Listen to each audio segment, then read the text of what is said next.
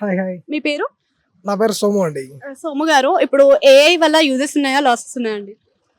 రెండు ఉన్నాయండి. At the same time loss ఉన్నాయి, బెనిఫిట్స్ ఉన్నాయి. ఎలాంటి బెనిఫిట్స్ ఉన్నాయంటారు ఏఐ వల్ల?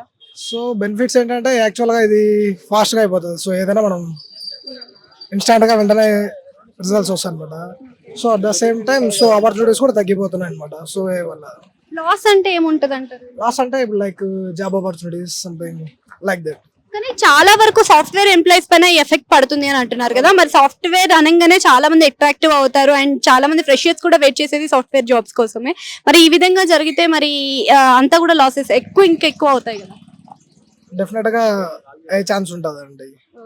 సో ఇంకొక ఇంపాక్ట్ పడకపోవచ్చు, మేబీ ఇంపాక్ట్ ఉండొచ్చు. ఎగ్జాక్ట్ మ్యాన్ పవర్ చాలా తగ్గిపోతుంది. 1 to 3 ఎక్స్పీరియన్స్ ఉన్న అంటే ఇయర్స్ లో ఎక్స్పీరియన్స్ ఉన్న వాళ్ళని తీసేసి ఏఐని ఎక్కువ యూజ్ చేస్తున్నారు అని అంటున్నారు. మరి నిజమేంటారు?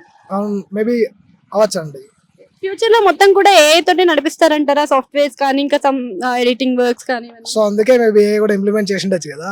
సో మేబీ ఫ్యూచర్ కూడా అవ్వచ్చు. అంటే ఏఐని ఆపేస్తే బెటర్ అంటారా, కంటిన్యూ చేస్తే బెటర్ అంటారా? బెటరే, బట్ మ్యాన్ పవర్ అలా తగ్గకుండా కొంచెం దాన్ని కూడా చూసుకుంటే బెటర్ అండి.